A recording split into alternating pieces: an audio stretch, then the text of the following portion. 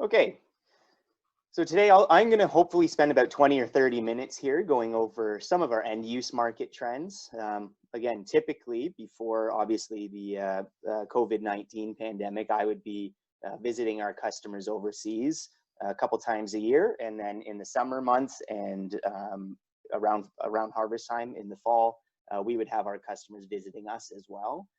Obviously, that's all on hold for now, but I will give you a little bit of an update on what's happening in some of those markets, as well as some of the main products that Ontario grown IP soybeans end up in. I want to touch a little bit on our quality control and what we do at our processing plant in Lucknow, as well as our traceability system through Cyprus.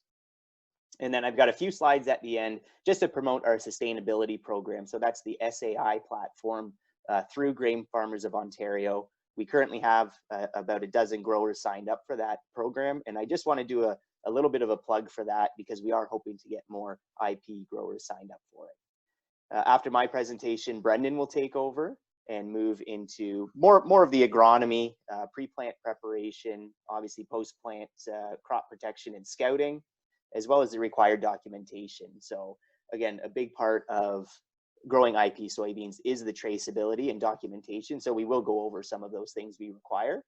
And then Brendan's got some really neat slides on obviously our pre-harvest timing as well as our receiving protocol. So what are some of the things we have to be paying attention to? Again, hopefully it takes about an hour and 20 minutes, an hour and a half to get through everything. We'll have a little bit of a wrap up, and if we have time and interest, we can do a Q&A at the end. So again, in the meantime, if you do have questions, just take a look in that chat function below. You can type them in there. Make sure that in the recipient field that it's being sent to all panelists and attendees, and we'll keep track of questions there and get to them at the end.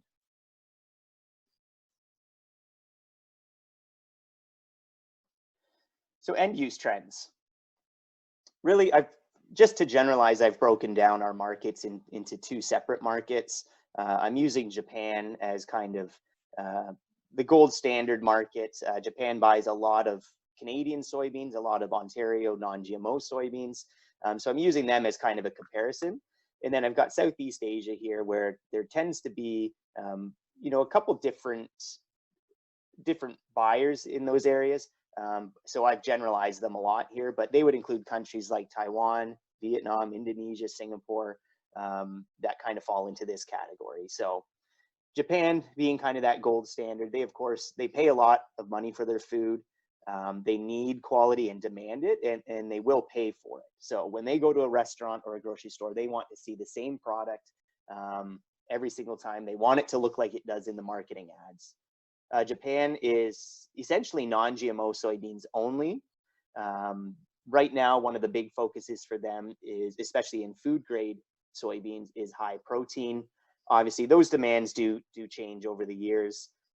Maybe about a decade ago, they would have been looking at a nice round soybean, and then it maybe switched into high starch content. High protein has been really popular the past few years, and now we see this shift a little bit back towards higher starch or higher sugar content soybeans. Overall, in Japan, the demand is decreasing. They have an aging population. The number of children per family, I believe, is below 1 at this point. So their population is decreasing, and they traditionally haven't been open to immigration into that country. Southeast Asia is a little bit more price sensitive. They obviously want quality, but won't necessarily pay the premiums that somebody like Japan might. This used to be a big SQ market for us, so special quality white Hylam. They wanted the white Hylam food grade soybeans, but not necessarily the specific varieties or traceability behind that. They weren't willing to pay for it. Again, high protein is becoming more common, but it is limited because of the price. And there's been steady demand. So overall for 2020 crop, moving into planting season, I'd say the demand overseas has been relatively flat.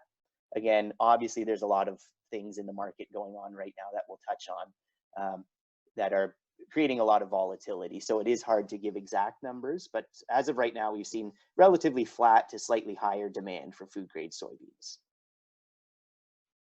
So the traditional consumer, really a lot of parallels to the traditional Canadian consumer that we're seeing overseas. For a lot of them, food is considered a religion. As an example, if you get invited over to a house to share in a meal or a dinner with them, it would be considered very honorable. Because of this, prices can be very astronomical because they treat it with such respect. And again, they are willing to pay for quality, and in a sense, they're completely uninterested in cheaper products. Especially in Japan, packaging is really important. So brand loyalty is something that is very strong in some of these markets. So obviously the packaging, the branding, and their marketing initiatives. Again, because of that brand loyalty, shelf life is really important for them.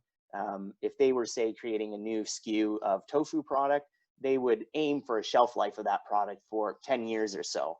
Again, it wouldn't represent them well as a brand to be changing the variety of soybeans they use or the overall taste and appearance of it year to year. It's just not a way to build good sales. And just like here in Canada, the traditional consumer used to be somewhat predictable. They used to have loyalty towards brands. Obviously, we've been seeing a lot of change in that recently. The new consumer, I guess, right or wrong, normally gets grouped into this millennial generation type description.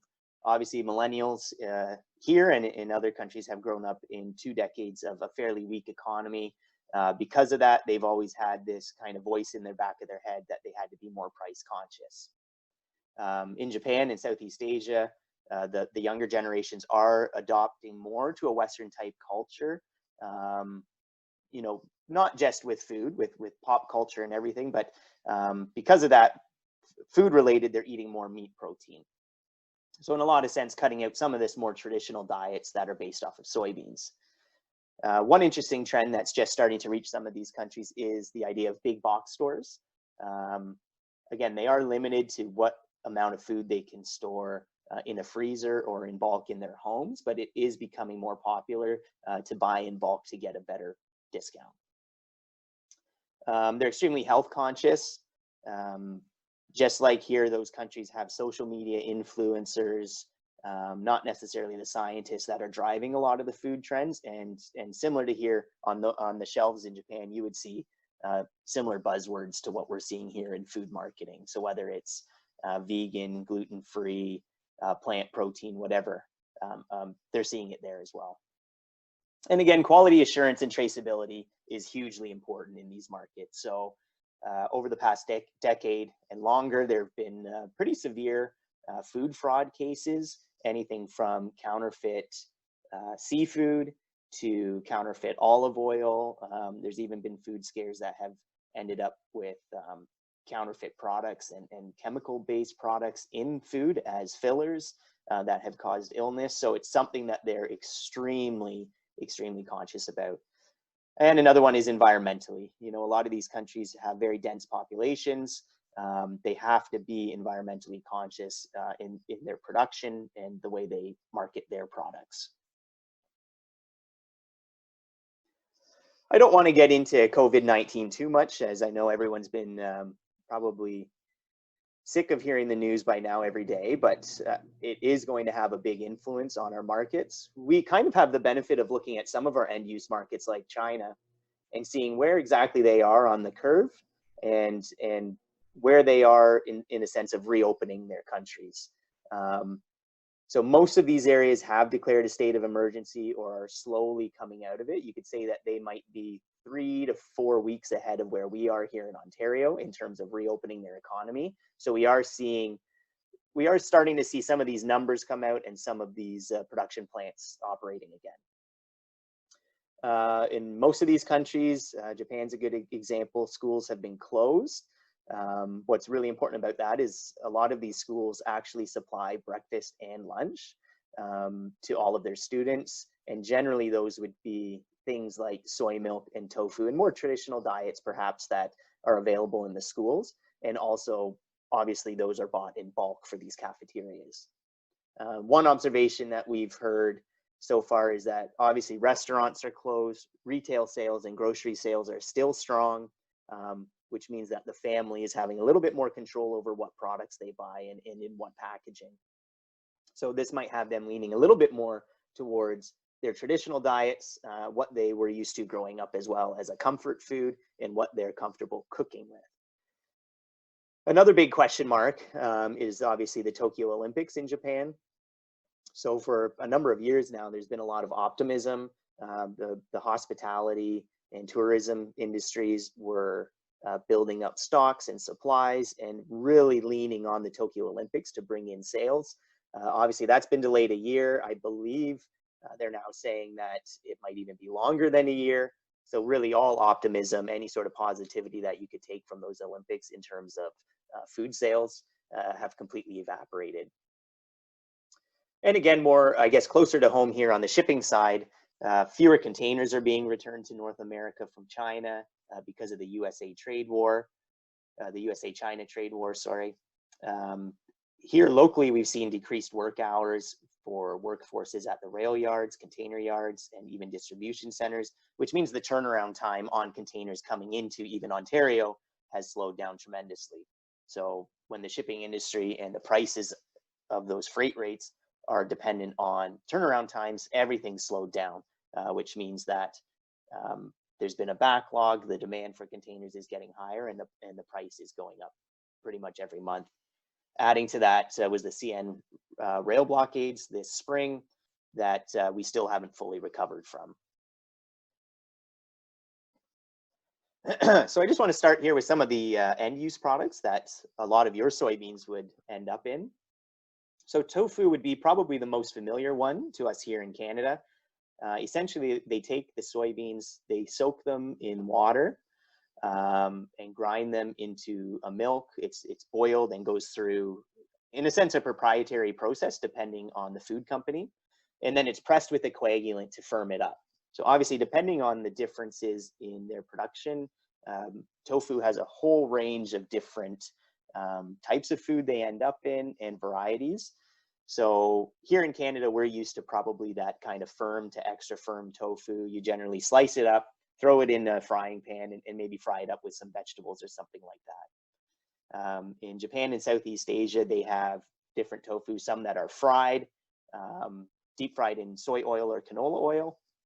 They have some that are kind of boiled or a little bit firmer, some that are eaten fresh and quite soft. They have tofu desserts. So all of these different varieties of tofu that are produced require different varieties of soybeans, and for different reasons. So some of those reasons might be they want a high protein variety to advertise kind of a health benefit to it. Because of the soaking process, the beans have to be uniformly shaped. Generally, a rounder bean soaks better and the firmness remains identical. I guess as an example, if you took a really small round soybean and a larger oblong soybean and soaked them in water for the same amount of time, when you pulled those two soybeans out, they would have different firmness. And that's obviously undesirable for food, to have varying firmness in your products. Miso is a really popular product. Essentially, they are soaked soybeans that are fermented and turned into a paste or mashed. So because of the fermentation process, they're considered very healthy, and it turns it kind of a yellow to brownish color. And depending on the manufacturer and depending on the consumer, there would be preference in that color. Here in North America, you've probably had miso as a flavoring in miso soup. Often you get a little bowl of miso soup, like the picture you see there on the screen, as a side dish with an order of sushi or maybe at another Asian restaurant. Again, because of the fermentation process, most soybean varieties that go into miso are high sucrose or high sugar levels. And a good example of that for us is our OAC Lakeview variety. Some of these markets are lower value because they're not necessarily paying for the protein. And these varieties tend to be higher yielding here in Ontario as well. Natto is a really special product. You don't really find it here in Ontario anyways at all. You'd have to go to likely a specialty store to find it. What they do is they take whole soybeans that they soak and steam, and then they ferment with a Bacillus natto bacteria. So a special type of bacteria that they actually inoculate the whole soybeans with. It goes through again, a proprietary process of heating and cooling to allow fermentation of those soybeans. And what you kind of get is in that picture, just a really kind of thick, stringy type of product. And that's the bacteria becoming active on the soybeans. The process releases a whole range of nutrients that is almost impossible to get in other food items in these areas. So it's considered extremely, extremely healthy. They're packaged in little styrofoam cups, single serving size. So it is a grocery store sale. You don't really find it in a restaurant a whole lot. And the way I kind of look at it is it's advertised and marketed to the consumers as kind of a high energy, healthy, quick, easy, normally for breakfast food item. So as a comparison here in Canada, I guess our closest comparison might be something like a granola bar. You can have it on the go. You can eat it really quickly. It's single serving. But really, it is a very unique product. It's been around for thousands of years. They actually used to inoculate soybeans in the middle of hay bales and allow the natural heating within those bales to ferment the beans, and that's how they used to make them. Obviously, it's very automated and technical now. Again, OAC Lakeview is a good variety for this soybean because of the high sugar content, which helps with the fermentation process. And then soy milk. We see it on the shelves here. We might have, half an aisle, maybe a small section of soy milk, normally in kind of that health food section here. In these countries, it would be an entire aisle, just like our dairy aisle. So generally, soy milk is cheaper than dairy milk in most of these countries. They advertise it the same way manufacturers do here, low calorie, lactose free, vegan, plant protein, whatever you want, whatever words you want to throw at it, it's been marketed as. And most varieties here we grow in Ontario are good at producing soy milk. Essentially what the consumers want is white and bright and a good product yield. So again, relatively easy process when comparing to other food products, but the taste can be very specific, and the color, depending on where you are in the geography, everyone has their own likes and dislikes. The European market is a little bit different than the Asian market. So again, in the EU, we have decreasing demand. A lot of that is because the domestic supply of soybeans in European countries is growing. We have one customer that mentioned just this year that the UK is planning to plant about 10,000 acres or so of soybeans, which I think maybe even 5 years ago, nobody would have believed. In Europe, consumers still want cheap food, but they are health conscious. And one thing they've become very sensitive to is allergens in their food. So, things like wheat gluten have been added to allergen lists, other sorts of pea proteins and all sorts of things. But just recently, certain isolates and proteins of, I guess, the soy manufacturing process have been added to this allergen list. I don't think many people are going through and reading the entire list and label necessarily, but for a lot of hospitality, as well as places where meals are provided, maybe like schools or hospitals, they have to really pay attention to the allergen list, which affects the demand kind of on a grander scale. And one thing that we haven't really heard in the news lately is Brexit. So that's obviously been a big question mark for the EU market recently. And something that's still on our radar, and we're not quite exactly sure how that's going to affect the markets. Most of the beans we grow here in Ontario that we send to Europe go into soy flour. So the beans are ground into a powder. They could add other ingredients like enzymes, preservatives, stabilizers, whiteners, whatever they have to add to this product, and it essentially goes into bread. So what soy flour is generally used for in these markets is to mix with wheat flour. So in a lot of cases, if the wheat flour supply is low or the quality is low, depending on the growing year, they can add in soy flour to increase the baking quality, add some protein, and even add a couple other kind of shelf stabilizers for it. It also acts as a whitener. So if the UK or Europe has a really good high quality wheat crop that goes into the food market, then obviously soy flour demand decreases. And then vice versa, if they have a poor wheat harvest or if most of it goes into feed wheat.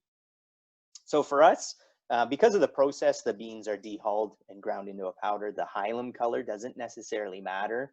You know, for all those food products I mentioned, because color is important, we use those yellow or white hilum soybeans. For something like soy flour, we can use a dark hilum soybean like OAC Wallace. Protein's not necessarily the most important thing. And again, because it's dehulled, the dark hilum doesn't matter quite as much.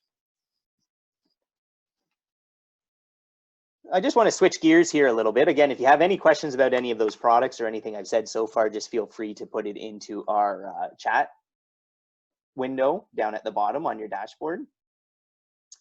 But I just wanted to touch on, obviously very simply, but our process to food grade IP soybeans. So essentially, we start with contracting directly with you, the growers, to produce the crop. Brendan's going to walk through an acreage contract, but generally it includes a number of acres as well as a specific variety. Throughout the growing season, our certified crop advisors and summer crop scouts follow the crop along with on-farm visits. So this is for us to get a sense of what the crop yield and quality is going to look like. And it's something we use to actually send to our end users. So some of our end users are the biggest food manufacturing companies in their country. They require weekly updates on what's happening here in Ontario in the field. So I guess the way you have to think about it is if you have a food manufacturing that is using thousands of tons of soybeans a day, basically any drop in production is going to cost them, if they lose their supply, they've got to shut down plants and lose a lot of money. So they follow that every week and kind of rate their risk week to week on what their supply is going to look like. At harvest, obviously, and we will walk through this process, or Brendan will for you, we receive and process the beans in our Lucknow plant. We receive in a number of our elevators, but all of the actual processing happens in Lucknow. And then finally, we work with our customers to export the product. So whether that's customized packaging, container loading, whatever it might be, we work with them and offer quite a bit of flexibility on how they can receive the beans. Our processing plant is, again, it's located in Lucknow. So what we do there is when soybeans come in over our scale, we do our quality check and testing. That has to all be logged every year for our CIPRES certification system, and obviously just quality assurance. So that includes things like our non-GMO strip testing to make sure there's no contamination, protein, moisture, and grain grading. From there, it gets stored into our raw soybean silos on site. And then when we're ready to bring that into our processing plant, it goes over inline magnets to take out any metal that might have been picked up during harvest or transport.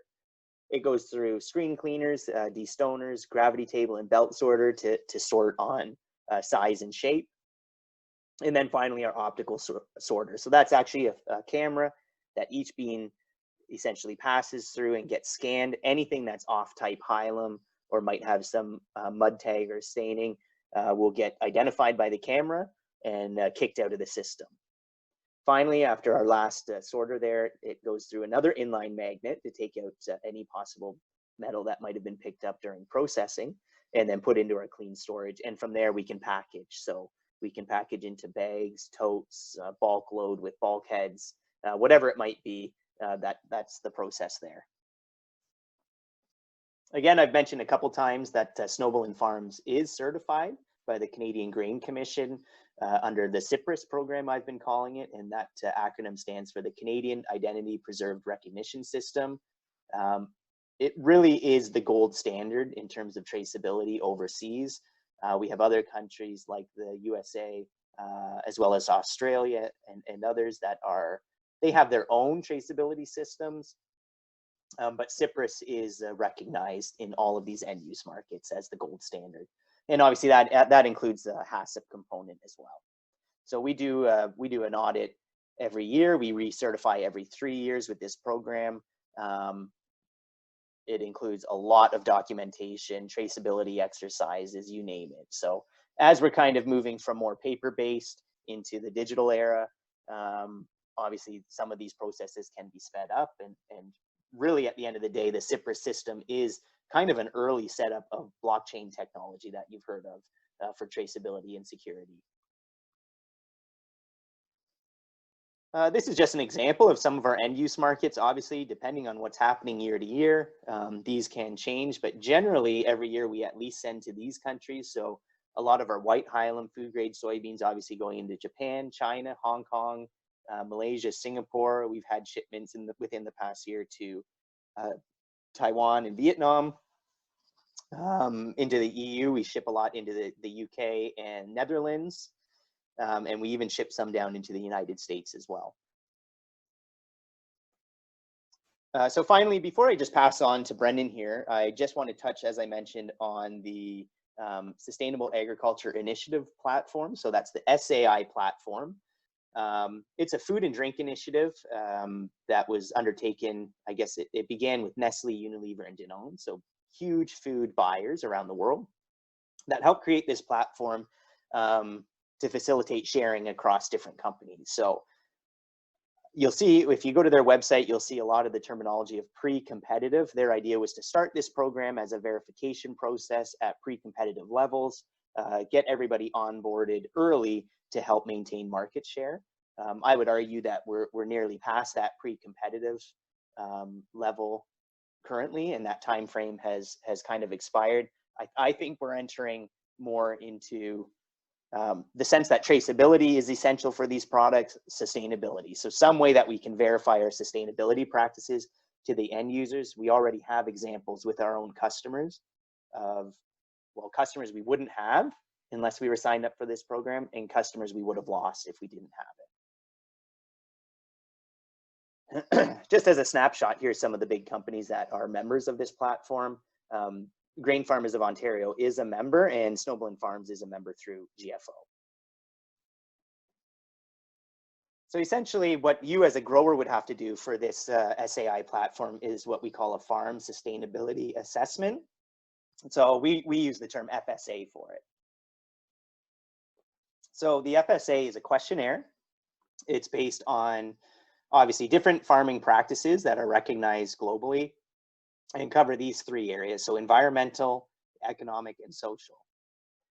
So essentially what you have to do as a grower is go through a multiple choice questionnaire. There is 112 questions that you can run through. We say it takes about an hour. To be honest, most of our growers that have conducted this survey already finished it in less time than that. After you've finished answering the questions, it will calculate your result. It will spit out a result of gold, silver, bronze. GFO has already benchmarked Ontario production at a bronze level, so you can't go any lower than a bronze really here in Ontario. Again, some of the questions don't even apply here because of the laws and regulations we have. So I guess what we're asking here, and we would like to follow up with some of you, is we currently have about a dozen growers signed up on this program. They do the questionnaire. All of the questionnaire results get compiled. Again, we don't know the individual answers to your questions. We just know what grade you were given after. And then what we do every summer, we pick a random subset of those participants. It would only be a handful, 3 or 4, that get an on-farm verification by the Canadian Seed Institute. So a quick, it's not an audit per se, it's not as burdensome, but it is a quick verification on farm, normally during the summer months. So again, we have 12 growers signed up. We would like to double that, add 12 more. And really my expectation would be that at some point, this is going to be required for soybean growers in Canada and in Ontario. I think it's something that we should be looking at kind of proactively instead of reactively. And again, one of the most common questions we get is, well, what's in it for me as the grower? I'm going to finish this survey, and do I get paid more for the crop? And as of right now, no. What we're using this assessment for is to maintain customers. Ultimately, our goal at Snobelen Farms would be to gain value overseas by selling sustainable verified soybeans and passing that on to the growers. I think we're still a little bit a ways from that, but we have definitely seen instances when we get a better shot at the business because we have this program. So that's all I have right now. I'm going to open up, stop my screen share here and open up with Brendan again. So Brendan, if you can turn on your camera and microphone. So Colin, we have one question there. Sure. Any updates for those that have completed the SAI at all, or any follow-up needed?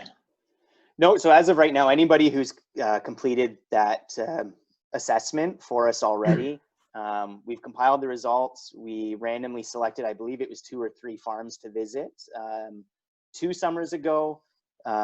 Basically, we only have to randomly select more on-farm audit verifications when we add more growers. So if we were to add another, say, 10 to 15 growers, we would have to do a couple visits, but you would get a phone call if you were selected to set those up.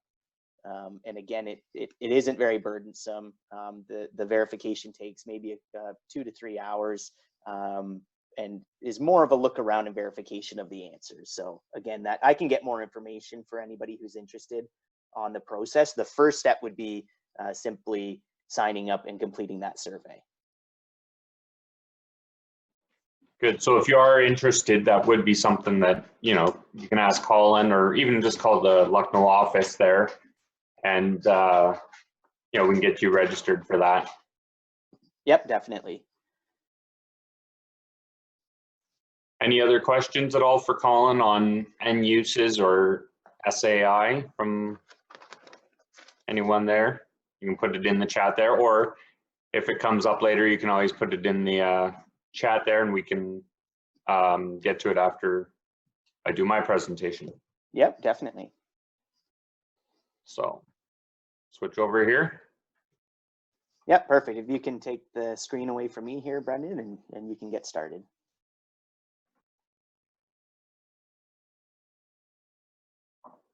See if we do this right.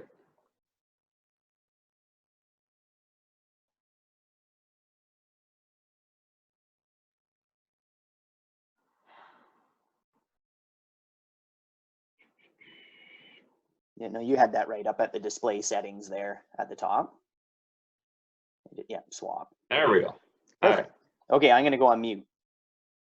Okay, so what I have here is I'm going to talk a bit about the agronomy side, and then also the receiving side and the grain marketing side on IP soybeans. And these are, I guess, some of the typical questions we get from customers of, you know, what is allowed, what is not allowed, what are the expectations that we might have when we're growing IP soybeans for Snobelen farms. So we'll start there with the pre-plant preparation, which is basically right now, talking about what can we do to get ready. And then the next thing after that is the herbicides, because we do have some herbicides we are not allowed. And then desiccation timing, products that are allowed, because that's a big concern here with edible beans last year. And then pre-harvest preparation, and you can hear the dog in the background there. IP soybean receiving expectations, we have 2 different classes there, yellow and dark, and then IP soybean grain marketing there. So get into it. So first question is growing IP soybeans right for me? It might not be right for everybody, but considering you're on this call here, good chance that you are. Some of the reasons you might not be is you don't have the patience necessarily for it. So if you have good patience to do it, and that includes combine clean out, planter clean out, if you're storing them on farm, cleaning your bins, cleaning your trucks, and then walking your fields. And you don't have to necessarily be an agronomist. You just have to look for things that are not normal or things that look odd. Another reason that I get back is multiple herbicide resistant weeds that maybe I shouldn't be growing them. And I would argue that you know, you're going to use some of the same chemistries, whether you have Roundup beans or IP beans. So that's another reason why you might consider doing it. Soybean cyst nematode, we have more varieties coming on, especially in the lower heat units that have soybean cyst resistance. So that helps as well. If you're just growing it for the premium and you're not going to take the time and consideration, that's not necessarily a good thing. And then last roadblock we usually come up against is the custom operator won't do the IP soybeans, won't combine them because they have Roundups in there, or they have corn, or you have to wait for the moisture as well. So there are some considerations there, but considering you're on this call here, yeah, you're probably a good candidate to be growing IP soybeans. And I see there's some agronomists on the call as well. So pre-plant preparation, what to do before you put the seed in the ground. So again, now is a great time to be doing it, to do your paperwork that's necessary for traceability. Like considering yesterday we had a bit of snow up here in Bruce County, we're not going to be planting beans for a little bit, or corn for that matter. So what we want is a signed acreage contract, and we'll go into that later as well on some of the specificities of whether there's any monetary value to it or not. What we'd like to see is a field map, like Colin said, you know, so that we can walk the fields, just see what's going on for quality and quantity, you know, so that we can take that back to our end user, just saying that we think, you know, it's going to be a good year, a poor year, or quality and whatnot. And then we're going to need seed tags for certified seed. And then lastly, we have pre-harvest. Before harvest, we need the pesticide application list as well. So paperwork needs to be sent to Snobelen Farms in a timely fashion. Now, one comment is, you know, is that June? Is that July? You could do your acreage contract, your field map, and your seed tags now. Good chance you have most of your seed in this shed. If not, it'll be shortly anyways. But you could do your field map, your acreage contract, get that out of the way. You don't have to worry about that then. And then the pesticide application list, I don't need that until before harvest. And the reason is that we're going to be looking at that you might be doing a burn down. We don't know. So it's hard to put it on the list if you don't know. So pre-plant preparation here, the acreage contract. So read the full acreage contract. It's about 4 pages long.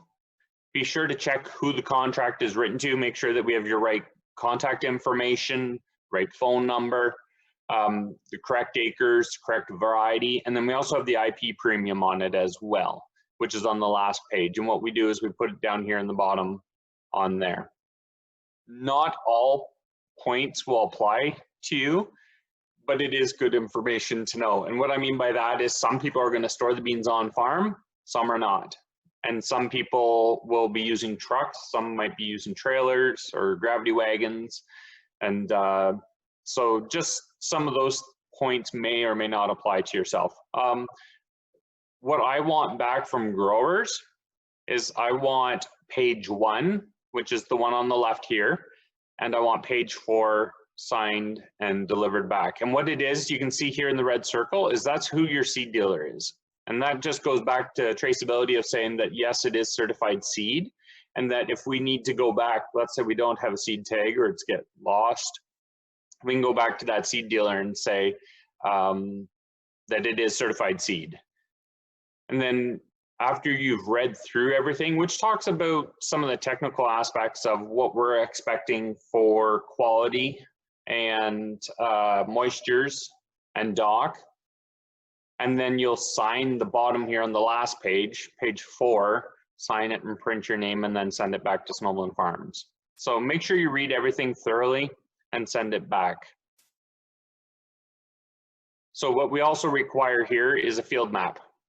A field map is necessary because, like Colin said, we're going to try and scout every acre at least once. That's Snobelen Farms' goal. And you know, we're looking at acres from Eastern Ontario to Southern Ontario up into Northern Bruce County. So our goal is to scout every field at least once, just to get a good feel of what's going on. We're looking for weeds, we're looking for disease, we're looking for insect issues that will affect yield and quality. And the goal is that once we scout the field, we'll send that report out to you and let you know what we found. So the maps can be hand drawn, as you can see on the right hand side, and we need a map for every field.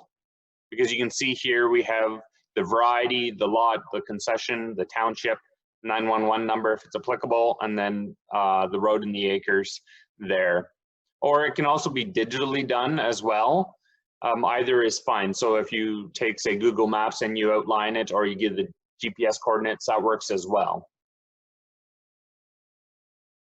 And then the soybean seed tag. So certified seed from Snobelen Farms.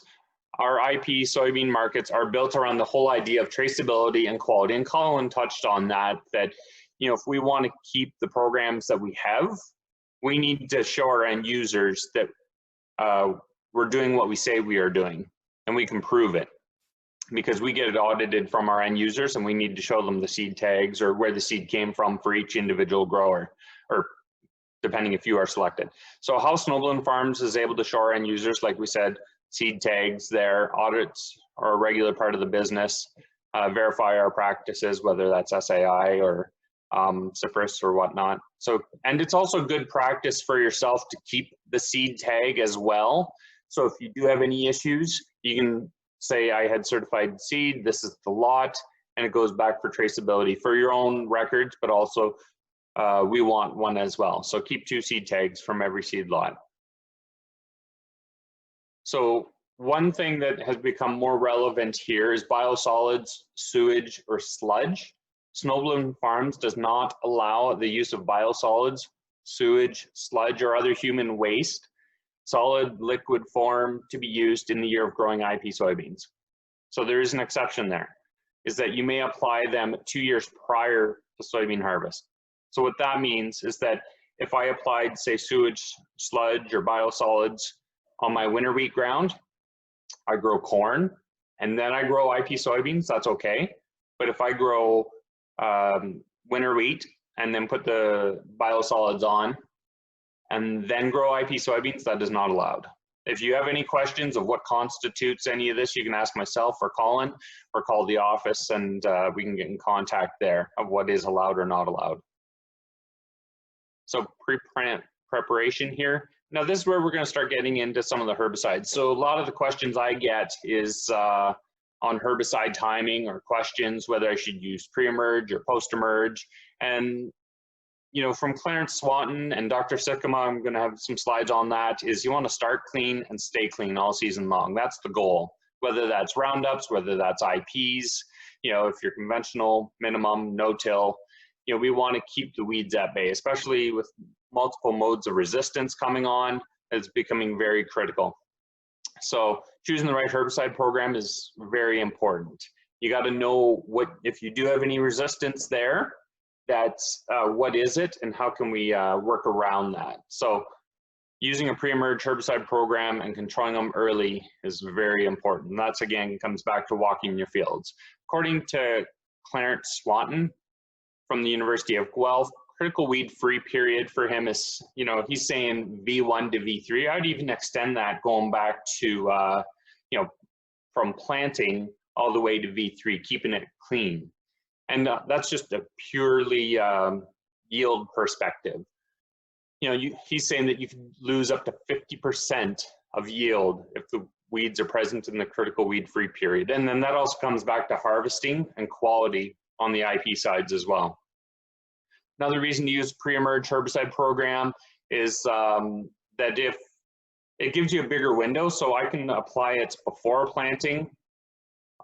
You can work it in depending on the herbicide choice that you have, or you can do it after you plant. So it gives you a bit of a window there. Now, the challenge is, and you know, according to Dr. Sikkema here, you know, if you're one of those unlucky people that, you know, you have a couple of rain events and it prevents you from applying that post-emerge herbicide that you're planning on doing, that you could lose up to 2 bushels per acre per day on soybeans. So if we go down here, we look at the math, 1150 beans plus your IP premium, you know, $14.75 times 2 bushels, that's 30 bucks an acre. That's expensive. And you might also have weeds that you're not able to control then because they've gotten too big to be controlled. So good pre-emerge program is important. A lot of news in the last couple of years. Canada fleabane, or it could be water hemp, is another one, or Palmer amaranth is another one that we need to have some good pre-emerge programs here. This is taken from Omafra, and what this is this is looking at Canada fleabane and whether it's Roundup resistance, which is the red ones, or if it's group 2, so I'm talking like first rate and Roundup resistance at the same time. So then now we're really limited on herbicide options. So that's where if we use, say, Sencor early or Aragon to help prevent some of the Candida fleabane, that will provide us good control, hopefully, and prevent, you know, the massive spread of Candida fleabane. So one of the products that we cannot use is pyroxasulfone, and that's the herbicide active ingredient. So that products include Focus, Fierce, Zidua, or Authority Supreme. Now be careful because there's 2 Authority products out there. One is Authority, with no pyroxasulfone, and then Authority Supreme, which has it in. And the reason we can't use this product for Snobelen Farms IP beans is that it has not been registered in Europe yet for human consumption. So, you know, as Colin mentioned there, that we have some beans that, you know, they could go to Japan or they could go to Europe. And if they go to Europe, we don't want to limit that market for our beans. So that's why we haven't allowed the use of this product. Now, once it is registered, it's a great product. We'd love to use it. But at this time right now, for this spring, not allowed to use it. So typical herbicide programs, we got to be looking at, you know, thinking of a stool. We want to have multiple modes of action here. So what I did is I drew up a little bit of a program here, and we want to be varying our herbicide programs. So I went with Infinity in your wheat, again, trying to control that fleabane. And you want to use the right products of what you have in your field. If you don't have fleabane, you might not need Infinity. Great product, but you might not need it. And then in the corn, you know, looking at using Acuron, you can see here we have 2 group 27s, actually 3 group 27s there.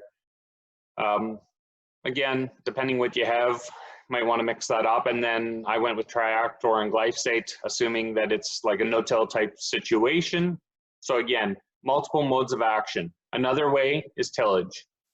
You know, it's good for breaking up weed cycles as well if you're looking at fall tillage. I'm not saying you have to get out there and plow necessarily, but whether you do like vertical tillage in the spring or in the fall, trying to uproot the Candida fleabane, breaking the cycle of sow thistle, but tillage can also spread weeds as well too, like say nutsedge or quackgrass. So you got to use it sparingly. I'm all for no-till, but you might need it to help break some weed cycles there as well.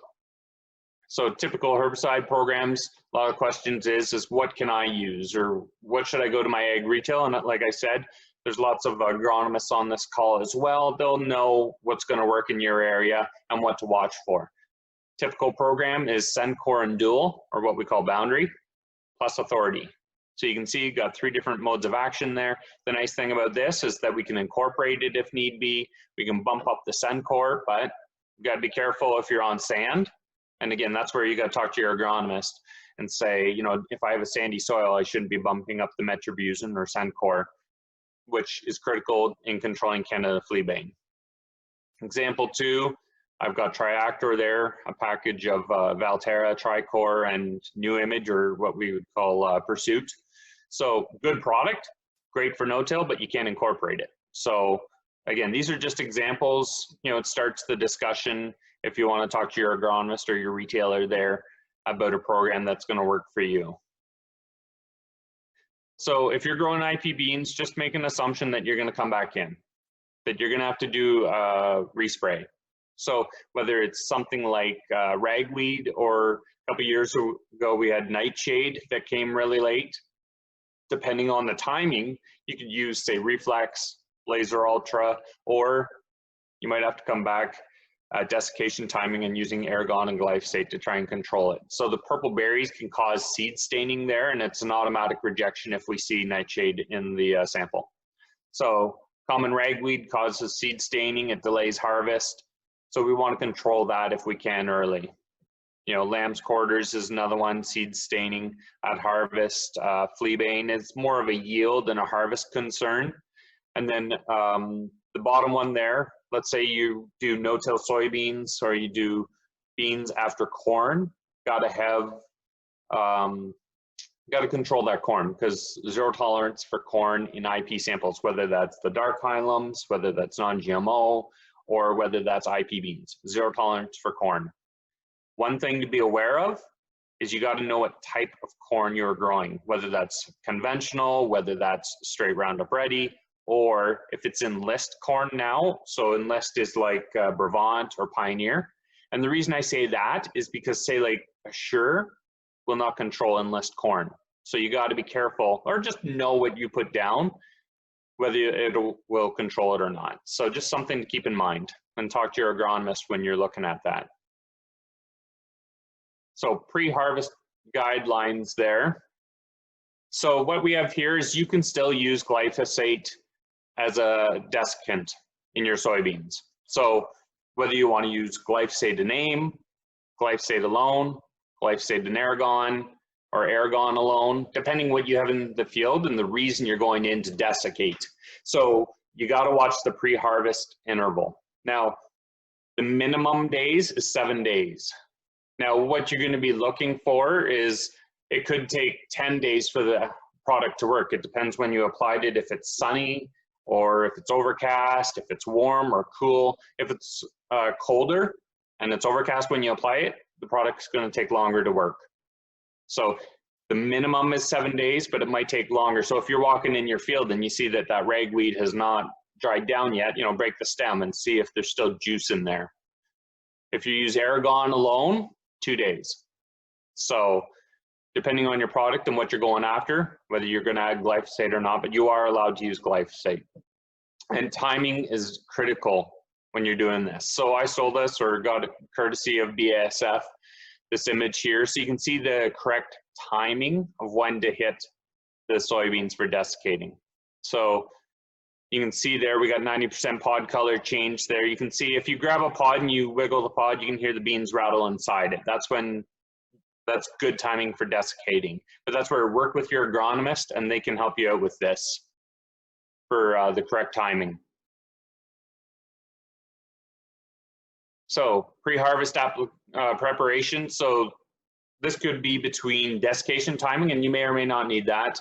And then before harvest starts, I need your pesticide application record. So anything that you put on the field. So in this instance, you know, we have Roundup, we have Boundary and Authority, so probably a no-till type situation. And then they came back with Reflex to go after the ragweed, and then they used Aragon and Merge. So we have the rates, the date, the time, or not so much time, but just, you know, what was the conditions like there. But that needs to be submitted before harvest starts, just so I can look over it, or a summer student, and see if there's any products on there that are not supposed to be on there. And if you used any micros, put those on as well, or surfactants, just so we have a good idea. Again, this comes back to traceability, saying that we're doing what we say we are doing to the end user. So now we're going to get into receiving IP soybeans. We have two different categories that we're going to look at. We have the white hilum or the yellow hilum soybeans, and then the dark hilum soybeans, two different streams. So both types of beans are going to be used for food, as Colin had alluded to. The difference is how they are used in the end, and Colin touched on that. So example of white hilum soybeans, if you're, say, in the northern region, say Bruce, Huron, Gray, anywhere north, you're going to have like Strives, SO3W4s, SO7M8s. If you're, say, in southern around that Brantford elevator or Niagara region, your Brutons, Kents, S12J7s. You know, this is not a complete list. This is just to give an example of what those beans might look like. Dark hilum soybeans, Colin talked about Wallace. We have Drayton's as well. And then we have a new variety called Bounty as well, which are being received as a dark hilum soybean. One thing about Bounties is they are a yellow hilum bean, but we're working on developing a higher end use for them. But right now they are being received as a dark hilum soybean. So white hilum soybeans, so as Colin alluded to, tofu, miso, soy milk, natto, among many, many other uses. Because beans are eaten whole, they cannot be stained with mud or weed. Example like ragweed, nightshade, lamb's quarters, no staining. So you can see the example there on the right. Those are nice, beautiful, bright beans. These beans cannot be artificially dried. because it alters the protein complex in the steeping process to make the food, which alters the taste and the quality. So no artificial drying. You can use air, but no heat. So that's very important to remember that. So this is a bit of a receiving protocol for white hilum beans. First and foremost, does it pass a non-GMO test? So that could be contamination from like corn, Roundup Ready beans, theoretically canola, because there's Roundup Ready canola out there. So yes or no, does it pass? If no, it goes to crush.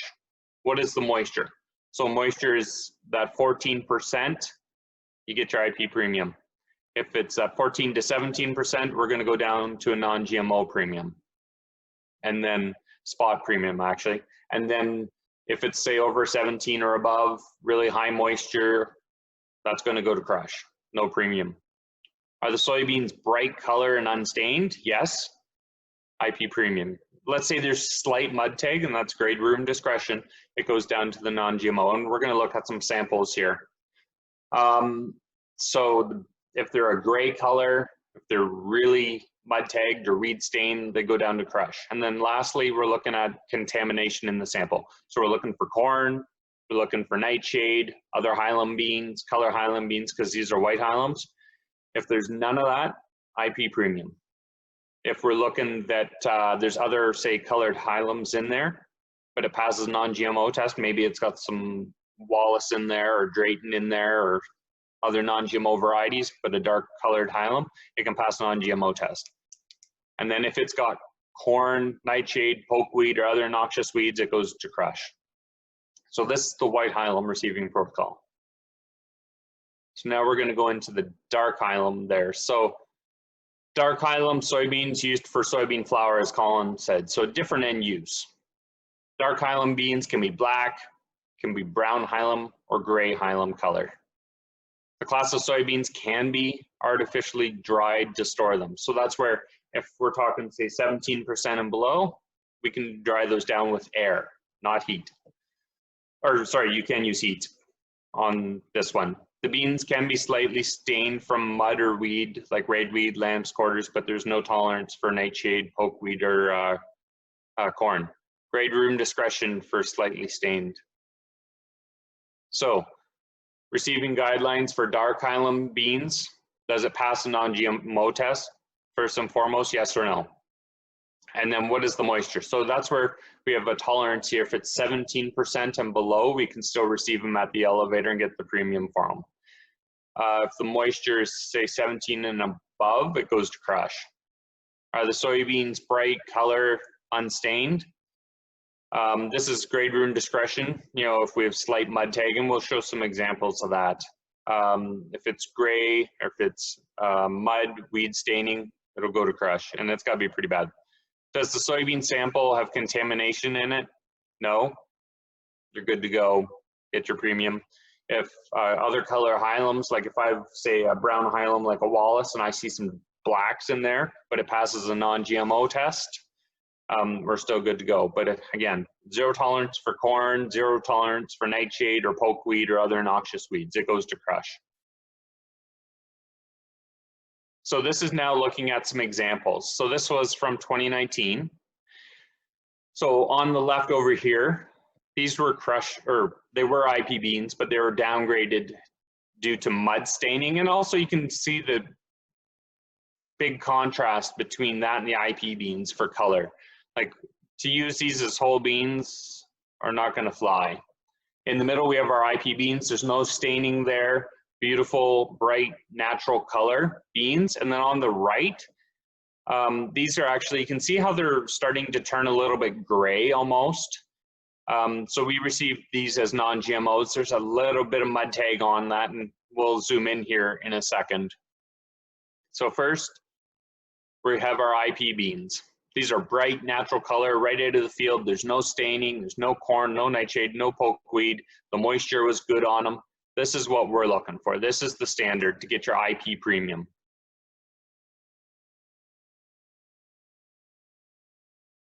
So secondly, well, too far. Non-GMO beans. So these were yellow hilum beans. They still are, but they're downgraded to non-GMO. They're gray in color, slightly mud stained, 0 tolerance for corn, nightshade, pokeweed, might have been a little higher in moisture. The premium's determined at harvest for a non-GMO spot premium, but you can see here on the beans in the 2 red circles that there's a bit of mud tag on them. So that's what we're trying to avoid if you're growing a White Highland bean. So this is a close-up here of the White Highland bean that is severely mud tagged. So these were yellow Highlands downgraded to crush because we can't extract full value of them. So there's no premium associated with this. There's no moisture restriction on going to crush as well. So if they come off at 19%, they're still gonna, crush price. So these are some of the locations that we receive IP beans. So Snobelen's has a total of 7 locations and 1 partner, which is Burlette Farms, but not all locations receive IP soybeans. So the exceptions would be like Tiverton and Dungannon do not receive IP beans, but Brantford, bit of an expansion going on there with IP beans. The Palmerston or formerly Bramhill seeds will be receiving IP beans, but they will not be receiving wheat or crushed beans or corn, just strictly IP beans and seed products. And then also our head office, Lucknow, is our processing plant and head office there, and also grain elevator and whatnot. So we're going to get into a bit on the grain marketing side here now. So some customers ask, what is acreage contract? It's a placeholder that says you will grow and deliver, say, 50 acres of IP soybean variety to the elevator, or if you're going to store it on farm, that's okay too, and deliver it at a certain time. This guarantees you your IP premium. By signing the IP acreage contract, it says that you adhere to all the conditions that are set out in the contract, and that's why it's very important to read it to understand what you're agreeing to. And you'll deliver the soybeans regardless of whether they are full IP beans, whether they get downgraded to non-GMO, or if they get downgraded to crushed soybeans. It also says that Snobelen Farms, on the flip side, will receive these IP soybeans and pay the outlined premium that we agree upon. There's no monetary value that is attached to this contract, like a Chicago price or an elevator price. It's just the IP premium that is associated with this contract. It more or less sets the expectations of what we're looking for IP beans.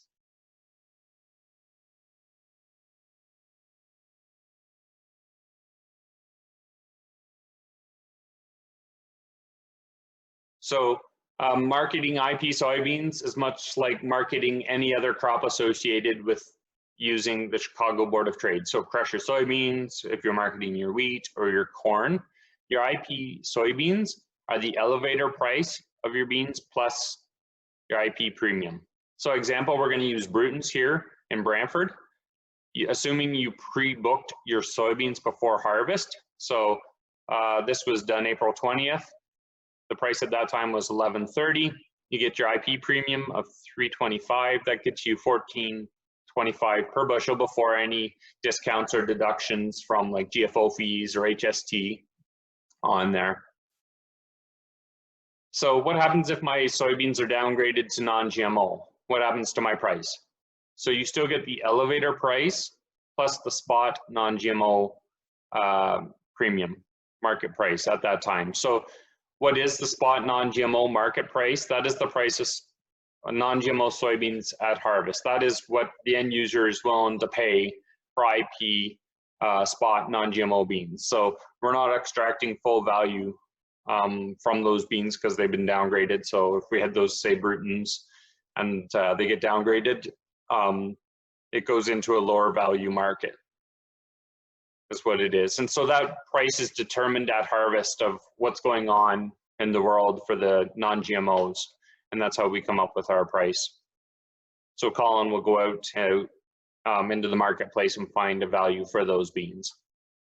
So what happens if I don't have the soybeans pre-sold, or they're not sold at harvest, but you store them at our elevator and sell them at a later date? Answer is that you still get your IP premium plus whatever you sell the beans at. So whether you hold or they sit in storage for, say, 6 months, the premium is still the same.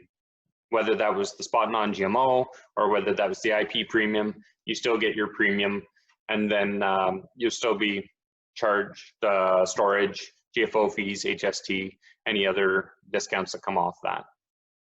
So if you have any questions on, say, the marketing side, if you're in the Brantford area, call the elevator. You can talk to Troy Tate or Jenny Hatfield there. Or if you can see any of our other locations there, you can call the Lucknow office. You can call and talk to Dalton, Hannah, Emily, or myself on pricing the beans, or if you have any questions on marketing and whatnot of what is allowed or not allowed, you can call us there as well. And everybody is well versed on IP soybeans or grain marketing and the expectations there.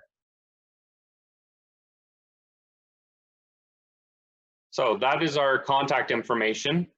That's my cell phone there. If you have any questions, you can call, text. The goal is, like I said, we will have a summer student here for this coming year to scout fields with myself, and then also Harold van der Glass.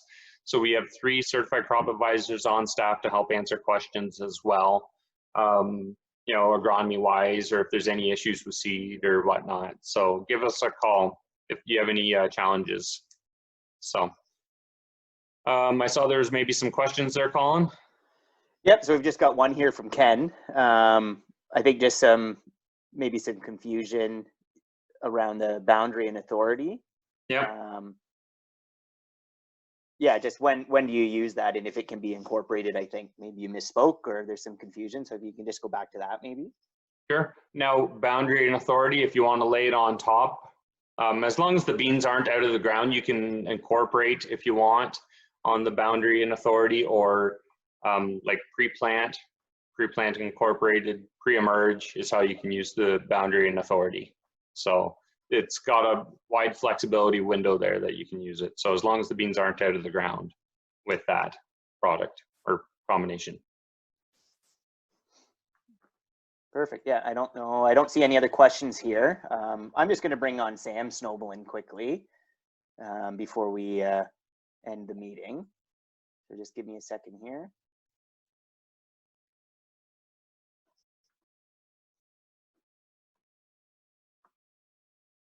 There. Yep, we can hear you, Sam. Okay. Guess first of all, I'd like to say you've all enjoyed this webinar. I logged on about 15 minutes late. I was out doing a little bit of field work, not tillage, not planting. Don't worry about that. This morning, and I've come on here just now, or just half an hour ago. I picked up a few good points from both Brendan and Colin. I'd like to, I guess, make a couple of points. Over the last year, I've got to know a lot of the end-use market, the buyers, through Colin, and I've really learned a lot about their commitment to quality and why we need to be committed to quality.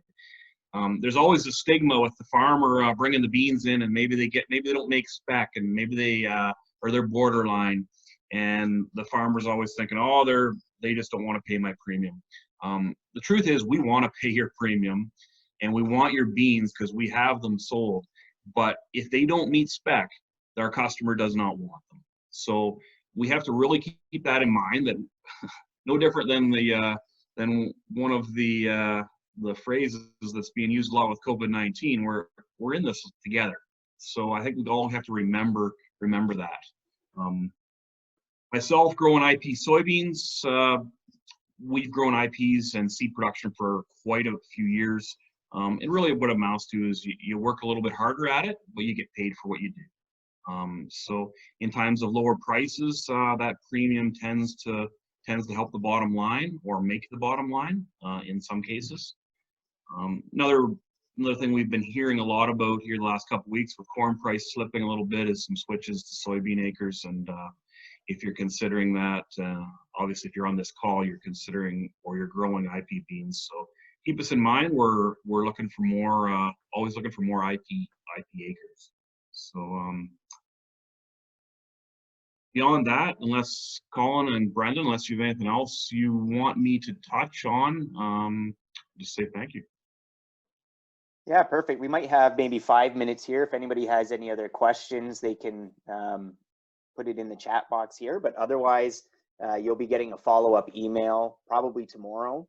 That'll just have our emails. Feel free to email, text, call, whatever. Call your originator and they can get in touch with us. Yeah, whatever you need, we're here to answer your questions, and we're not too far away here from planting. So now's the time to kind of get ahead of ourselves and start answering some of these. So hopefully we'll be able to see everybody out in the fields after planting, and that and as always, any of our IP growers, obviously when some of these restrictions lift, always welcome at any of our elevators at our Lucknow processing plant. We'd be happy to walk you through to take a look at some of the changes we've done. We've got our new warehouse in the back there that's been operating for about a year now, new packaging line. And another thing to note is when our customers come to visit us, they want to see the fields. If anybody is interested in meeting some of our end users and doing a little bit of a field walk with them later this summer or into the fall, they would love that. So that's always an option as well. Another point I forgot about there too, or shouldn't say I forgot about, but I didn't remember, is hopefully we have some Brantford customers on, and there's some construction just starting down there. We're pretty excited. We're investing in a new IP receiving pit, IP soybean storage. It's been a little bit of time coming. You, as customers, have demonstrated your commitment, and we're going to demonstrate our commitment and buy some IP beans, and it's pretty good. We're excited. Our Brantford staff is excited, and thank you very much. Perfect. That's great. Okay, I'm going to end the meeting now. Obviously, if anything pops up, just feel free to give any of us a call. We'd be happy to help. Thank you, everyone, for joining us. Yeah, appreciate it. Thanks, everybody.